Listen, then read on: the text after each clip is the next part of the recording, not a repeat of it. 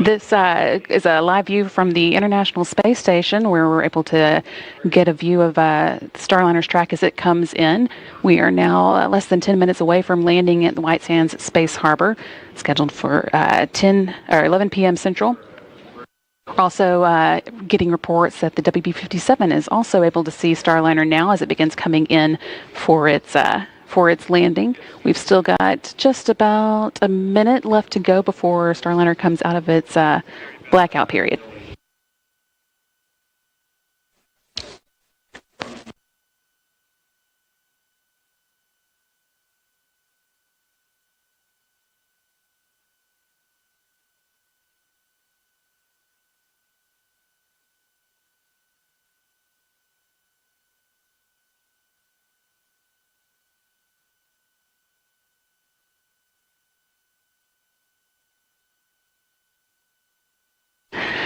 And this is the view from the WB-57, one of NASA's aircraft that is at the landing site, has been staged and ready to pick Starliner or pick up the view of Starliner as it comes in, and that is what we are seeing now.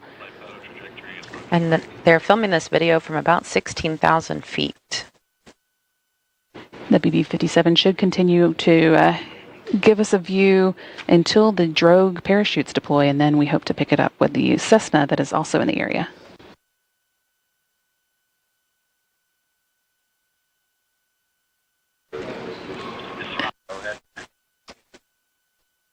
And flight controllers here in the room are reporting that we are out of that blackout period and everything is looking good. Starliner remaining nominal as she returns to Earth.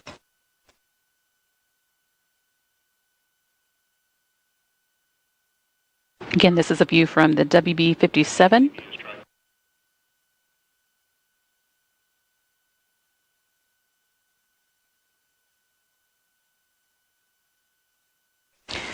Starliner showing a beautiful streak across the sky as she returns to White Sands, New Mexico.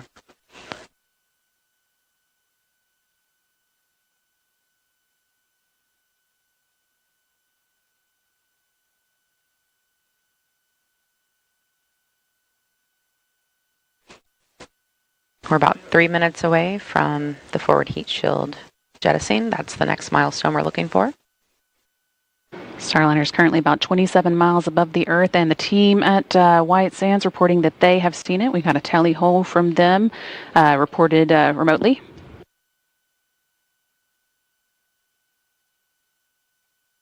That means they are seeing Starliner from the ground there in New Mexico.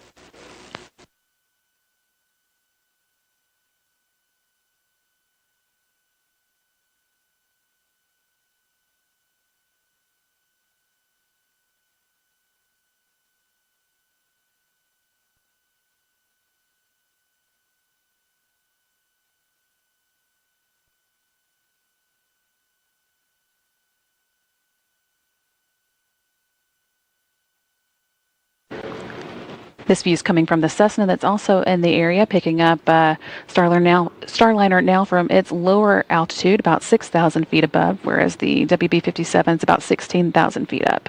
We are now just 6 minutes and 22 seconds away from landing. We should also just be a couple minutes away from the forward heat shield jettison, which will bring on the drogue parachute deploy, followed by the main parachutes.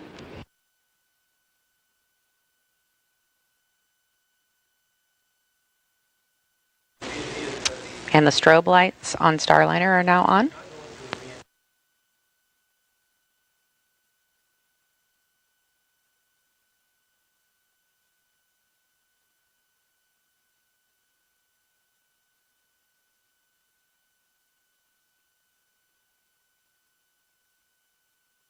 Starliner is now over the landing site, and that strobe light will help the teams actually track Starliner on the ground because it is very dark out there.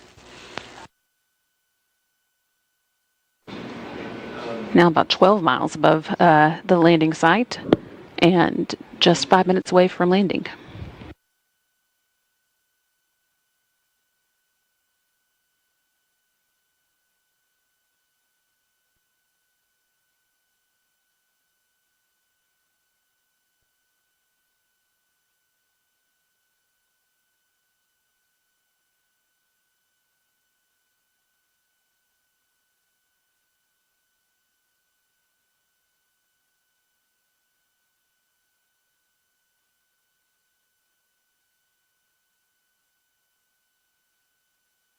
Watching now for the forward heat shield jettison. That should be coming up. Again, making way for the parachute deployment.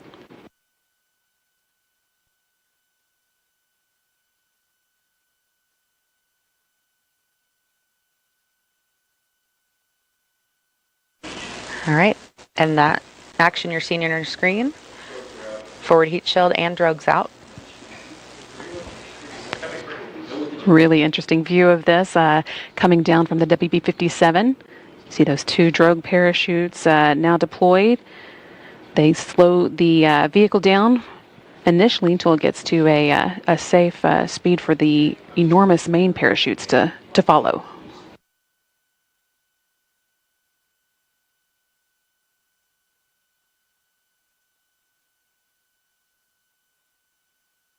About 4 minutes to go until touchdown.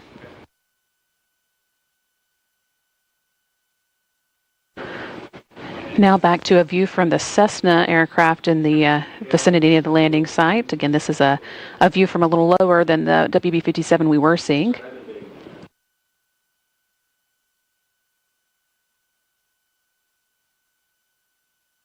The next thing we're going to see here is the 3 main parachutes come out, and everything will happen pretty quickly from that point on.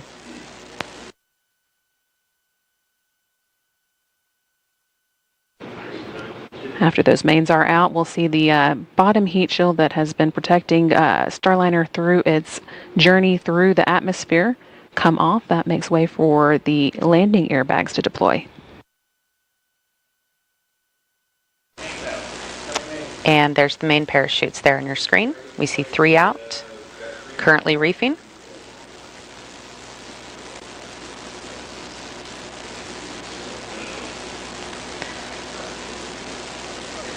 And the teams at the landing recovery teams report that they heard booms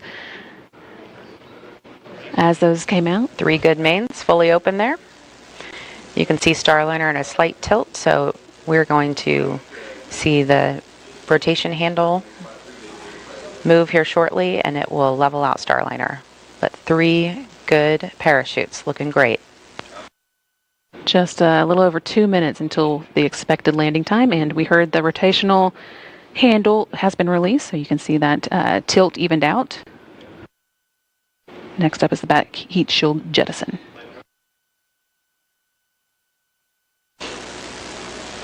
And there it goes. That again makes way for the airbag inflation. Nice to see that. You can see the airbags deploying there on your screen. Those airbags are filled with nitrogen as they guide Starliner safely back to the desert floor.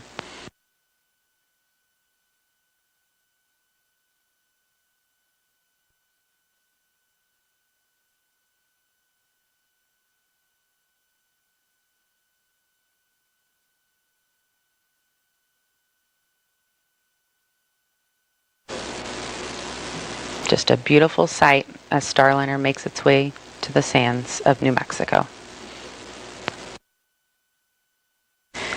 And flight controllers confirming 6 good airbags. This view still coming to us from the Cessna. We've got just about a minute left to go until the expected touchdown. I'll be watching for that time for you.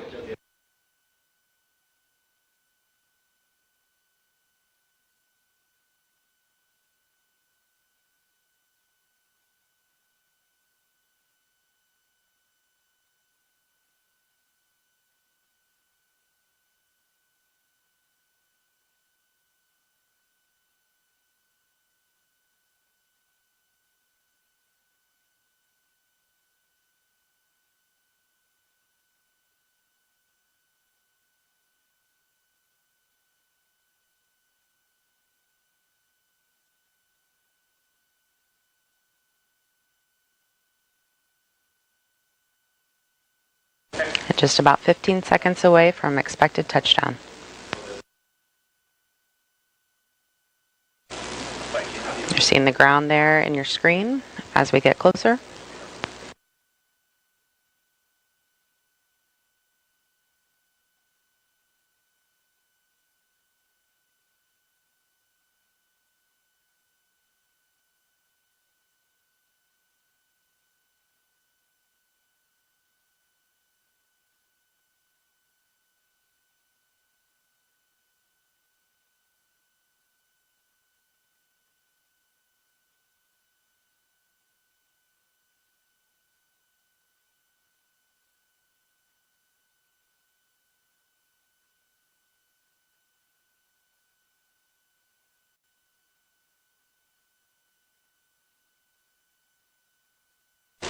Touchdown.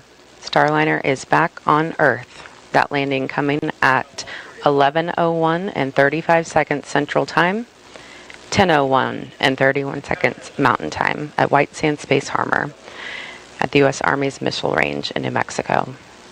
Our landing and recovery teams will now wait for clearance before making their way to the spacecraft. One of the changes required with no crew on board is that the team here in the flight control room will be the ones to command the parachute to be cut away so that the wind doesn't pull the capsule along, but that's no problem for them. So now with Starliner down, they can begin working on some of the post-landing to-do items. Again, we saw Starliner touchdown at 11:01 p.m. Central Time. That's 1 minute after midnight Eastern Time, or 10:01 p.m. Central at the landing site in New Mexico.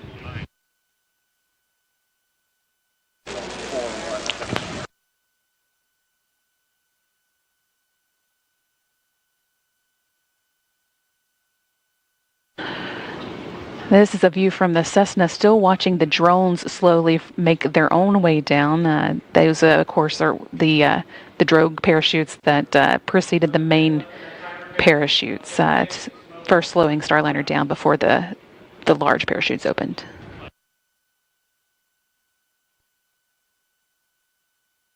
And really just a flawless and beautiful descent of Starliner today.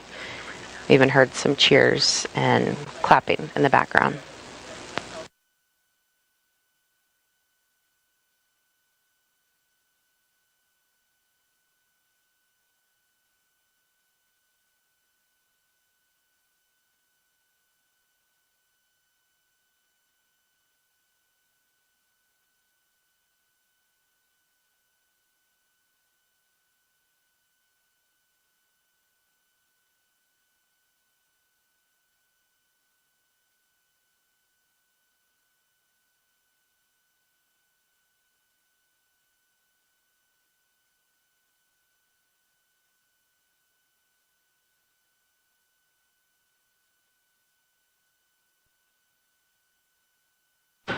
This again is the drogue parachutes still making their way to the ground after Starliner has touched down with its main parachutes.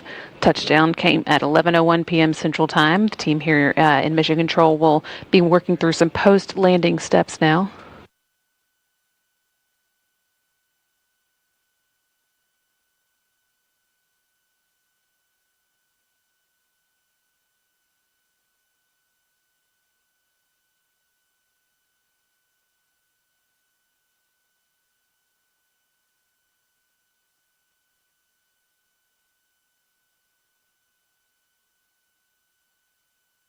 View here of Starliner at its landing site in White Sands at Space Harbor. The landing and recovery teams will soon begin making its way out to them to begin recovering the spacecraft. The team here in Mission Control is polling right now to see if everybody is ready to power off the vehicle. That again is a step that the flight control team has taken over with the lack of crew on board. Once the spacecraft is powered down, they will be transitioning control of the spacecraft over to the landing and recovery team. And it's a little difficult to see in this shot, but there is a strobe light on Starliner that will help the teams follow it out there.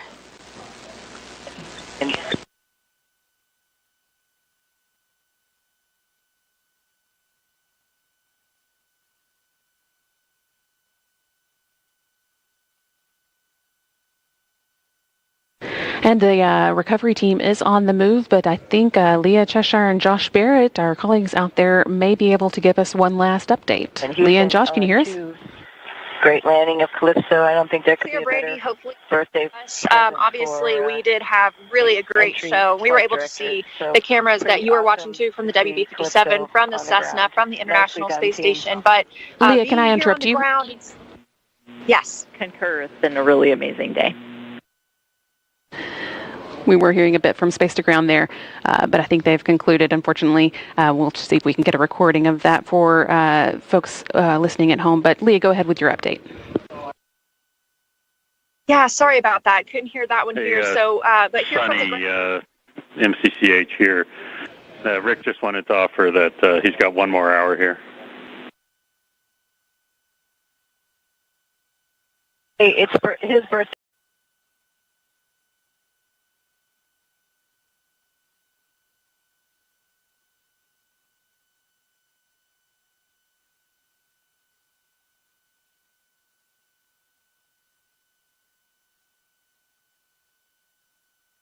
Once again, Flight Director Rick Henfling has gotten a go from Starliner's for Starliner's deorbit burn from all of the flight controllers watching over the spacecraft's return tonight. And that again means we are officially on for Starliner's return to Earth at about 11 p.m. Central Time or midnight Eastern. The deorbit burn at 10:17 p.m. Central Time is now just 17 minutes away. That'll be a 59-second firing of 4 of Starliner's orbital maneuvering and attitude control thrusters on Starliner's service module. And joining us live from Starliner's landing zone with White Sands at White Sands Space Harbor in New Mexico, our colleagues Leah Cheshire from NASA Public Affairs and Boeing's Josh Barrett. Leah and Josh, how is it going out there? Thanks, Brandy. It is going well out here. We are out here in White Sands. The weather right now is about 75 degrees and very light winds, approximately 6 miles per hour. This looks like potentially a picture from earlier today. It is quite dark out here at this point. We have a beautiful view of the stars, and we are lined up in the convoy getting ready to roll. That's right, Leah. So I've been out here for both of Starliner's previous landings. The first one was very cold. The second one was quite warm, and this one feels just about right. We're following along with 2 command vehicles. We've got the MLCC, or the Mobile Landing Control Center. They're tied in down in Mission Control in Houston with the people that you're seeing on your screen right now. We also have the MDTV, that's the Mobile Data and Tracking Vehicle, and on top of that, it's got a suite of optics on top. There's an infrared camera and 2 visible cameras, one of them with a telescopic focus. So those will be the first things that we'll be seeing Starliner with here from the landing zone, and you should be seeing those on your screens as well. And Leah's got a few more things that she'll talk about that should get some cameras on Starliner as well. Yeah, especially the WB-57, NASA's plane. That took off just a few hours ago, just as we were heading out here to the landing site. So we arrived here at about 6 p.m. local time, which is mountain time. And since then have been getting ready, lining up, doing communications checks between the various teams, and just getting ready to eventually drive out to the landing site once Starliner comes down. So it is a sea of white gypsum sand out here. And teams are continuing to just prepare as soon as we get into that deorbit burn. So they are actually in a huddle right now, talking through some of the next steps for tonight, getting ready to come and join us here in the convoy as we await to see the deorbit burn. So with that, right now, we are going to turn it back over to you, Brandy and Lauren. We are going to stick around, though, and cannot wait to see Starliner coming straight across the sky. Thank you. Thanks so much, Leah and Josh. We are hoping to get some good views from where you guys are at later today. Now, once we make that final burn to get out of orbit today, it'll take about 45 minutes for Starliner to reach its destination. Again, White Sands Space Harbor, New Mexico, where we just spoke with our colleagues from. Starliner is currently flying with its solar arrays pointed toward the sun, recharging the internal batteries to keep its systems powered through landing. The orbital maneuvering and attitude control thrusters, or what we call OMACs, will fire for about a minute to conduct the deorbit burn. That maneuver slows the spacecraft down from orbital velocities and allows it to start falling back to Earth in a head-down position. At the end of that deorbit burn, Starliner angles itself for re-entry. The deorbit burn is just the first in a series of milestones we're going to be ticking off tonight. To give you the full rundown, deorbit burn is scheduled for 10:17 p.m. Central. As we said, we just got the go for that a few minutes ago. It's going to be followed by the separation of the crew module from the service module at 10:20 p.m., and the crew module will then continue on its own. At 10:45 p.m., Starliner will begin to fill the effects of the Earth's atmosphere again for the first time since its ascent in June. And a few minutes later, around 10:47, the heat from Starliner's reentry will become so intense that plasma will begin to form around the spacecraft, causing a blackout in communications with Starliner for about 4.5 minutes. Once Starliner clears that blackout period, things will begin to happen very quickly. Yeah, so then up next at 10:56, when Starliner is about 4.3 miles above Earth, the spacecraft will be done with the forward heat shield that is at the top of the capsule that helped protect it through re-entry, and it will jettison it to make way for the parachutes that are stored underneath. And then almost immediately, those parachutes will begin to deploy. First with 2 smaller drogue parachutes that are meant to take the edge off Starliner's speed. They open up in stages over the course of about 28 seconds. And then at 10:57 p.m., when Starliner is about 6 miles up, the drogue parachutes are released and 3 main parachutes are deployed. They also open in stages over about 16 seconds, but they stay with the spacecraft all the way until touchdown. And again, we are expecting that touchdown to come at 11 p.m. Central. Just before the touchdown, however, at 10:58 p.m., Starliner also sheds its base heat shield at the bottom of the capsule to make way for the inflation of 6 landing airbags hidden underneath it. And those will cushion the vehicle as it lands in New Mexico's desert.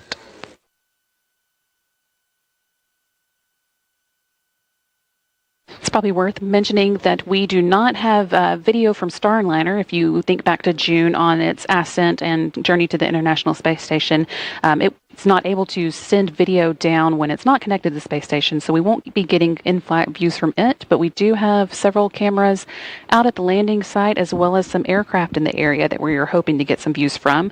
But of course, it is going to be pretty dark out in the desert at night, so they may be infrared or black and white views, but hopefully we'll get some good camera views to show you.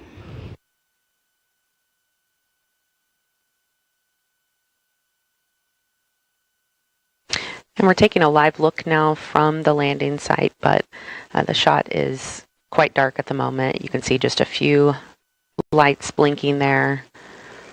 Hopefully, as we get closer to the ground, as Starliner gets closer down, we will have some better shots.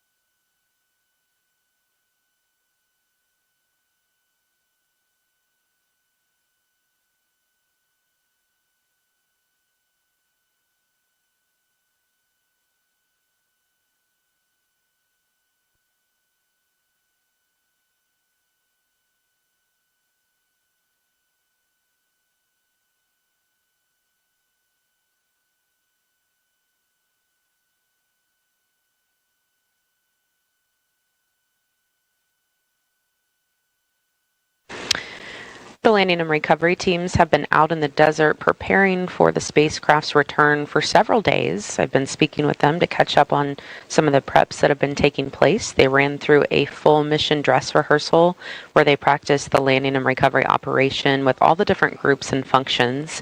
And they've also been keeping a close eye on the wind direction to establish the best recovery zone out at White Sands.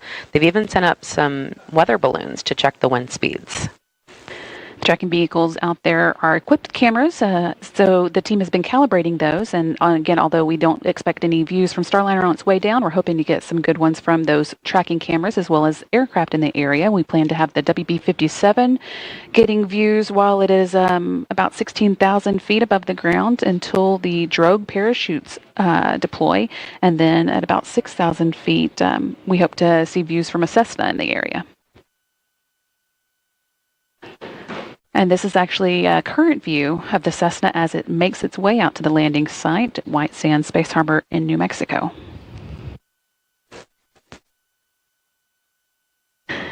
And this is a shot from one of the ground cameras that we have on site. So again, although it is dark there, we are hoping to see some good views. And in the last few hours, the teams there on the ground have been at the holding area loading up their vehicles, doing last-minute checks, making sure all the equipment is ready to go, and then shortly they'll begin moving into place to watch Starliner make its final approach. And then once Starliner lands, teams will move closer in a very strategic way. They will first stop at about the 500-foot mark away from the spacecraft, and then they'll move in closer to the 150-foot mark while ground teams safe the vehicle. That first team on site with Starliner will be what we call the gold team. They start recovery operations by performing what's called a sniff test, where they use sensors to check for hydrazine, one of the propellants that Starliner uses. They'll be wearing protective gear known as hazmat suits to prevent exposure to hypergolic propellants. Hydrazine is used as propellant, and if it turns into a vapor, it can be toxic. After the sniff test, they will notify the rest of the convoy when it's safe to approach, and then they're going to check the winds, make sure the entire landing and recovery team is staged uprange from the direction the wind is blowing for added protection. Now, everyone out there is part of a different color team, and they wear a vest with that color, so it's very obvious who does what. So the next step is the silver team, and their first job is to ground the spacecraft. Starliner will be powered down, but there could be some residual electricity. So before anyone can touch it, they will ground it and discharge it.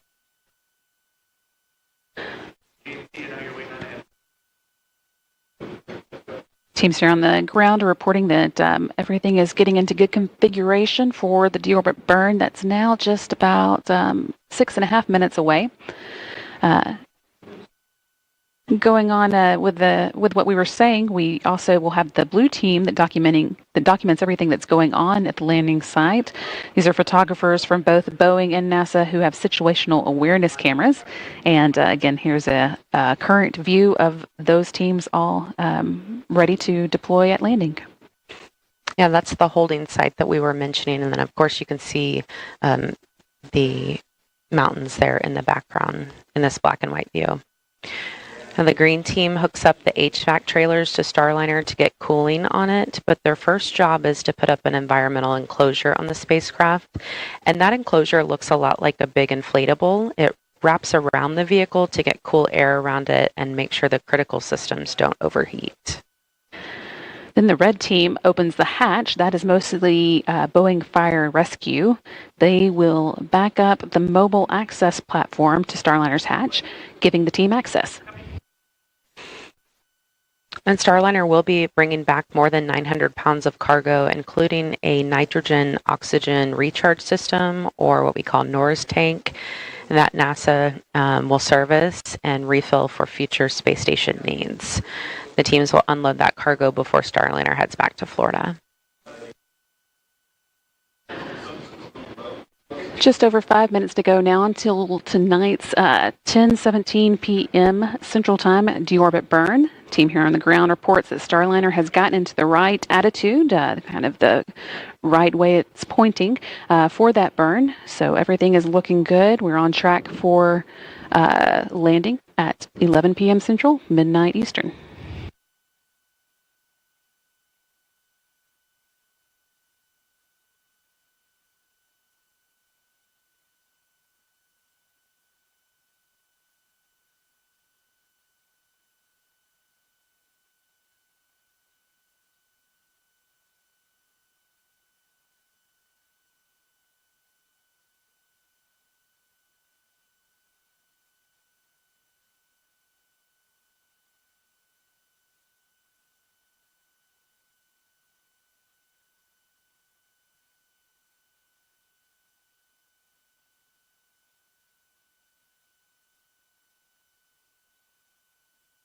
With just a couple minutes or 4 minutes left to go until the deorbit burn, we're going to check in once again with the landing team and Leah Cheshire and Josh Barrett.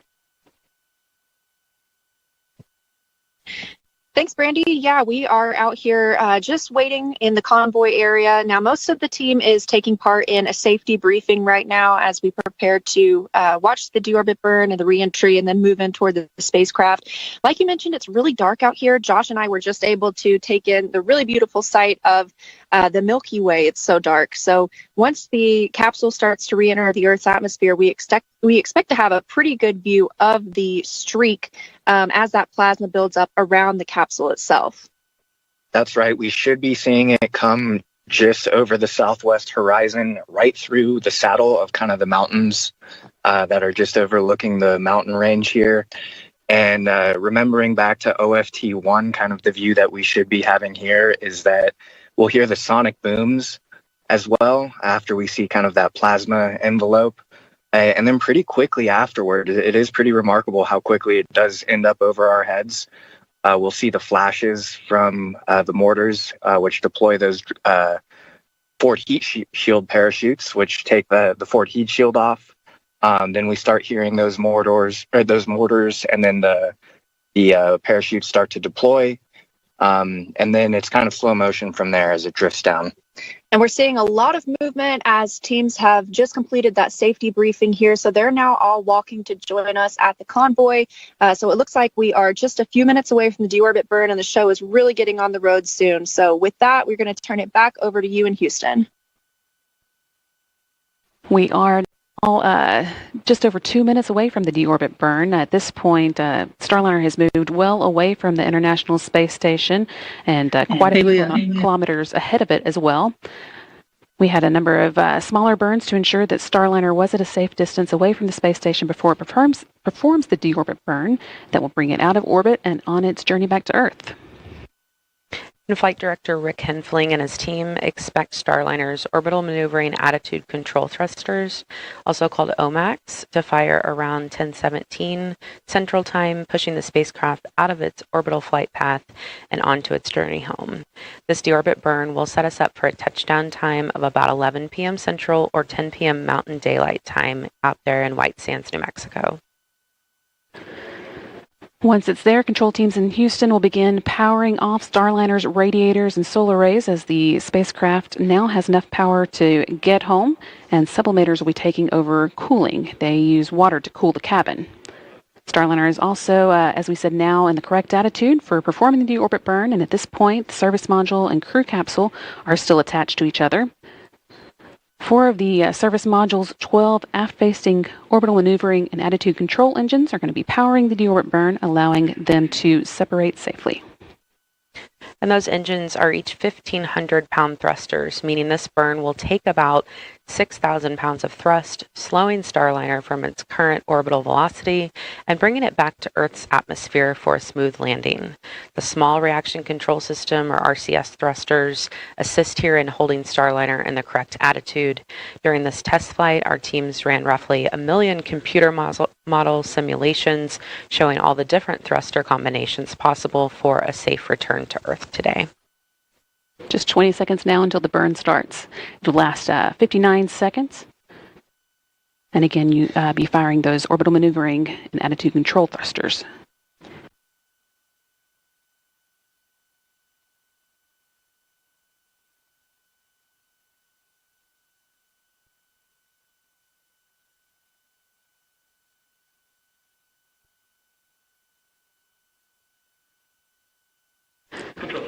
Four orbital maneuvering and attitude control thrusters on Starliner's service module are now firing, slowing Starliner down as the capsule begins its journey back to Earth. This will take about 59 seconds to complete. We're hearing all thrusters firing well so far. You can see here those representation of those thrusters firing. Starliner is maintaining its attitude, and as those large orbital maneuvering thrusters are firing, smaller reaction control system thrusters are also working, keeping the spacecraft in the correct position for the burn.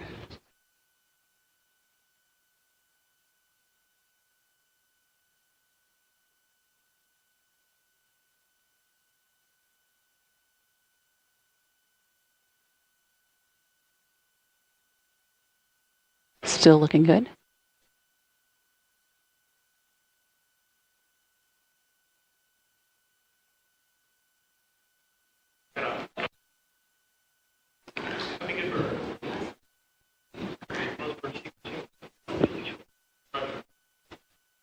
And we did see the Deorbit burn cut off successfully. Teams here on the ground reporting a good burn.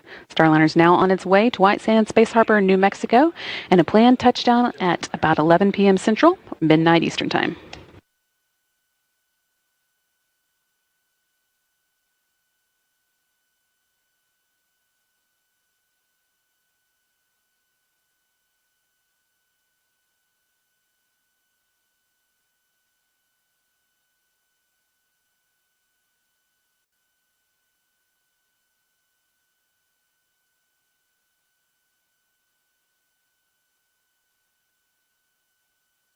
Next up on the to-do list for tonight is the separation of the service module. When the service module's job done, it'll be disposed of over the Pacific Ocean, leaving the uncrewed crew module to carry on alone. In addition to all its other jobs, the service module has spent the flight protecting the crew module's heat shield. Jettisoning it uncovers that critical piece of equipment, allowing it to shelter the spacecraft as it begins traveling back through the Earth's atmosphere.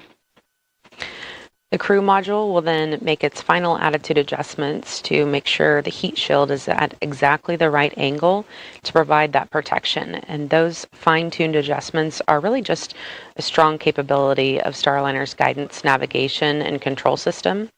In fact, on the 2 previous flights, Starliner made bullseye landings thanks to that system. Starliner's maneuvering into position for that jettison at this time.